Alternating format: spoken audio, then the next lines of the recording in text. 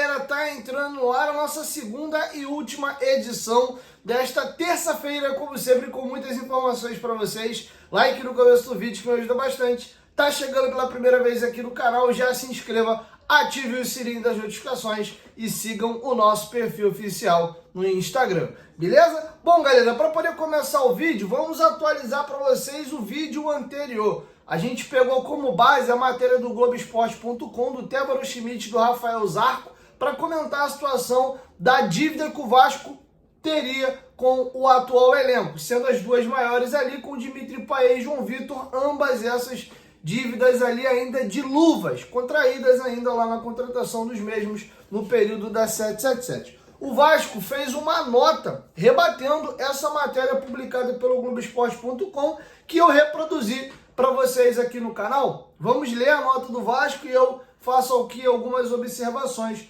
Nota de esclarecimento do Vasco. A Vasco SAF esclarece que a reportagem de Rafael Zarco e Tébaro Schmidt, publicada em 4 de março, contém informações desatualizadas que não refletem a realidade.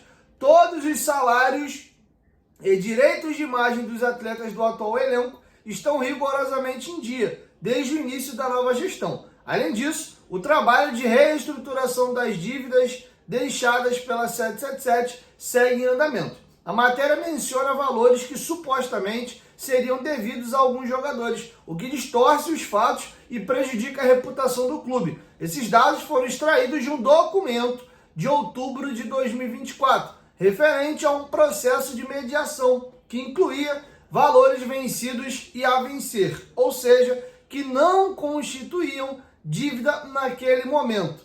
Reiteramos que reportagens baseadas em informações desatualizadas induzem os torcedores ao erro e afetam a credibilidade do Vasco e da gestão atual, que tem se empenhado em resgatar a imagem e a transparência do clube. Recomendamos aos vascaínos que acompanhem as atualizações sobre a recuperação judicial pelos canais oficiais do clube. Saudações vascaínos. Galera, vocês sabem que eu procuro ser o mais correto possível com tudo que eu faço. Eu vou fazer alguns contrapontos a essa nota do Vasco, então vamos aqui elucidar. Primeiro, deixando claro aqui que eu reproduzi uma matéria do Globoesporte.com confiando na apuração dos companheiros. Se o Vasco diz que tem coisas erradas, eu venho aqui pedir também desculpa a vocês porque eu endossei e reproduzi a matéria aqui. Então não estou me eximindo aqui de ter vindo aqui e ter colocado uma matéria no canal também.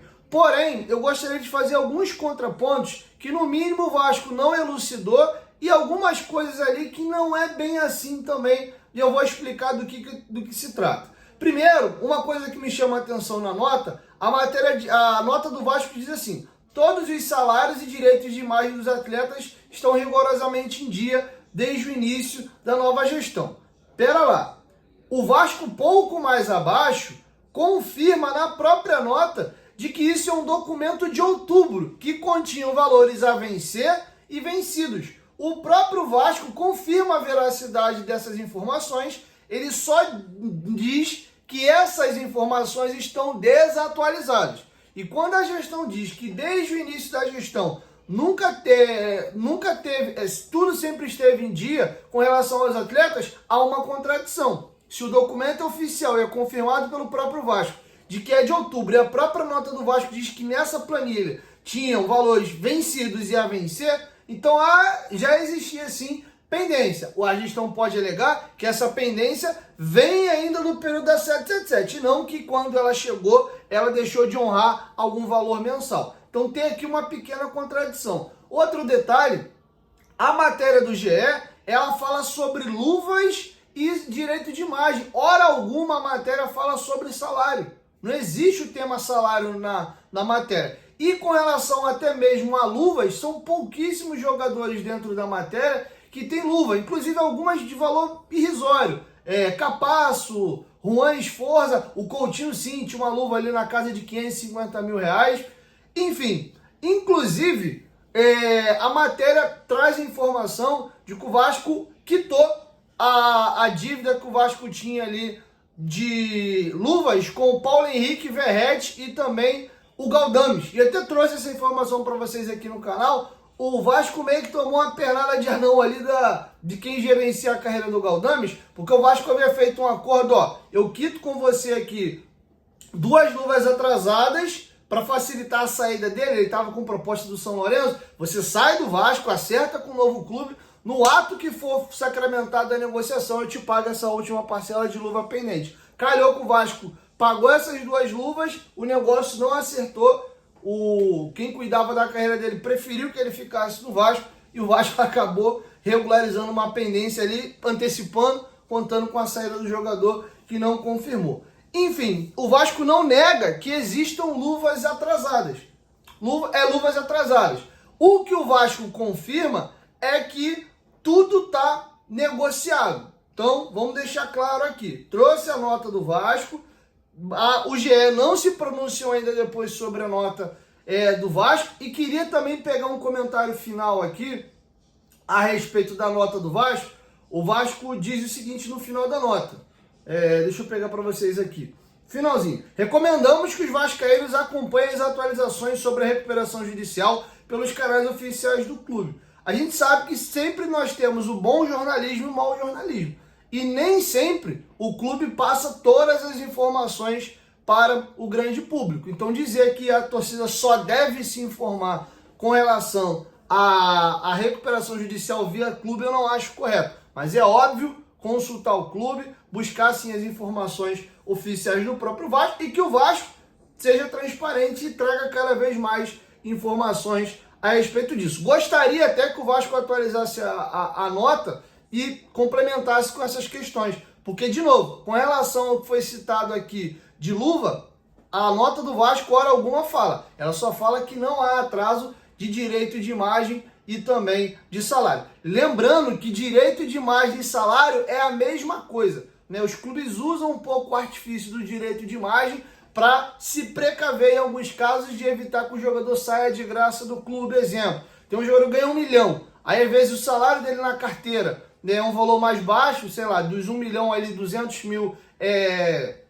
CLT, e os outros 800 mil reais dele é como luva. Então, se o CLT tiver em dia, o cara tem dificuldade após o 3º mês de atraso de ir para a justiça, conseguir se desvincular do clube de maneira via justiça e conseguir meter o pé, tá bom? Fazendo ali uma rescisão forçada, digamos assim, por compromissos financeiros não honrados. Então, tô trazendo a nota do Vasco, aproveitei e fiz alguns comentários adicionais aqui, tá bom? Quero te ouvir, deixa a sua opinião aqui embaixo nos comentários. Então, passando para vocês aí esse tema. Vamos virar a chave agora e vamos a outros temas também importantes. Antes, lembrar os senhores aí que a Betfair é a maior patrocinadora da história do Vasco da Gama e nossa parceira aqui no canal Futebolaço. Amanhã tem Vasco da Gama e Nova Iguaçu pela Copa do Brasil, rodada de Copa do Brasil vai pegar fogo. Quer fazer a sua aposta? Corre lá na Betfair. O link tá aqui, ó, na descrição do vídeo, no primeiro comentário fixado. Clique lá, cadastre para poder apostar. Beleza? Lembrando que tem que ser maior de 18 anos e ser responsável. Agora, galera, vamos aqui a algumas informações curtinhas. O Zé Gabriel se despediu do Vasco aí no seu Instagram. Vamos aqui ver a despedida do Zé. Hoje comunico o fim do meu vínculo com o Vasco da Gama. Felicidade imensa em ter feito parte dessa história. São muitos sentimentos aqui dentro. Me faltam palavras para agradecer, portanto. Gostaria de agradecer todas as pessoas que eu pude trabalhar nesses últimos 3 anos. Estar aqui foi incrível. Viver o Vasco foi um privilégio. Carregar a Cruz Malta no peito foi uma honra. Staff técnico, jogadores, funcionários de São Januário e do CT, obrigado por tudo. Lembrando aí que o Zé Gabriel chegou ao Vasco numa troca junto ao Internacional. O Bruno Gomes foi para lá, o Zé Gabriel veio para cá. O Bruno Gomes falou que não jogava mais sob hipótese alguma com a camisa do Vasco. O jogador alegou problemas psicológicos. Ele teve o seu carro apedrejado após sair de São Januário depois de um jogo, de um treino, não lembro exatamente quando foi. Confesso que a minha memória pode estar me traindo. Eu não lembro se o Bruno Gomes foi...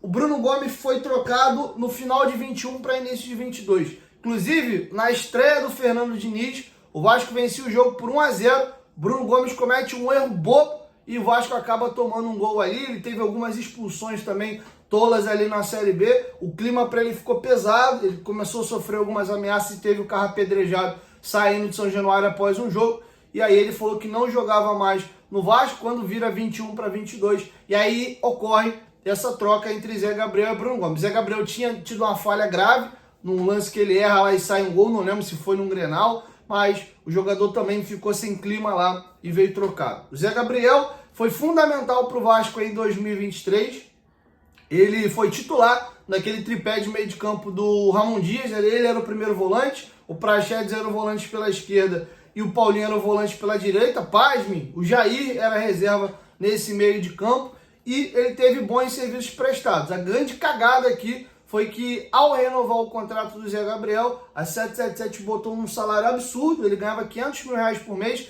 e deu a ele luvas altíssimas. E o Vasco aí, tentando reemprestar ele no mercado, ninguém queria pagar o salário que o Zé Gabriel recebe, o Vasco não abria mão de que o outro clube pagasse aí o salário dele na sua integralidade, e o Vasco decidiu aí ir por conta própria e fazer uma rescisão indireta. Agora o Vasco deve aí todo o valor ao jogador, eles vão discutir na justiça, é possível até que o valor do débito com o Zé Gabriel pule direto para recuperação judicial, tá bom? Então tá feito o registro aí, agradeço os serviços prestados de 2023, 2024 ele cai, é emprestado para o Curitiba, 25 ele nem joga, fica só naqueles jogos do expressinho e já é colocado para treinar em separado. 22 ele tem um jogo marcante, que é o jogo da Batalha de Itu, ele entra no segundo tempo muito bem, mas jogou pouco naquele time também. Então um jogador que acredito eu que não vai deixar saudade, mas foi peça importante para a manutenção do Vasco na primeira divisão em 2023. Deixa teu balanço aqui embaixo nos comentários sobre a passagem do Zé Gabriel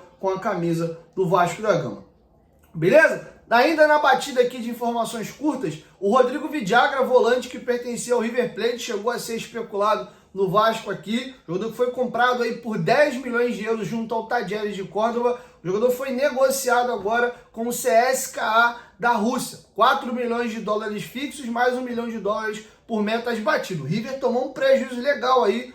Tá vendendo um jogador por pouco menos da metade do que pagou, no intervalo até curto. Não sei o que aconteceu. O Vidagra é muito bom jogador, mas não deu muito certo lá no River Plate não. E tá se desvinculando da equipe argentina, tá bom? Então quem viu essa informação em algum lugar, nutria alguma expectativa de ver o Vidagra talvez vindo ao Vasco na janela do meio do ano, negócio aí não vai rolar, tá acertado com o clube russo. E agora vamos aqui trazer também para vocês uma informação importante. O Vasco pega o Nova Iguaçu amanhã. Vamos ao retrospecto. Ao todo, o Vasco e o Nova Iguaçu jogaram 16 partidas, com 8 vitórias do Vasco, 4 empates e 4 derrotas. Porém, o Vasco não sabe o que é vencer o Nova Iguaçu há 4 jogos. Desde 2023, o Vasco não vence a equipe aqui da Baixada Fluminense. Pela semifinal, foi uma derrota e um empate do Carioca do ano passado. Ainda pela Taça Guanabara teve um empate, que inclusive é o jogo que tem um atleta do Vasco. É o jogo que o Caio Tenório dá uma entrada no meio da canela ali do Rossi, ele reclama que o Caio Tenório não é expulso. E esse ano, estreia do Carioca, Vasco e Nova Iguaçu, Vasco com um time alternativo, até abre o placar com o lateral direito Paulinho, mas toma um gol também, depois o jogo acaba 1-1. Então nos últimos 4 confrontos foram 3 empates e uma vitória do Nova Iguaçu. Se a gente tira do recorte esses últimos 4 jogos, seriam 8 vitórias do Vasco, 1 empate e 3 vitórias do Nova Iguaçu, tá bom? Então tá feito aí o registro sobre o nosso adversário da próxima quarta-feira aí pela Copa do Brasil, tá bom? Bom, galera, é isso. Essas eram as informações que eu tinha para trazer para vocês. Amanhã eu chego com a nossa primeira edição, beleza? 1, 2, 3, futebolaço. Tamo junto, família. Qualquer momento de volta, vai, tamo junto. Valeu, fui!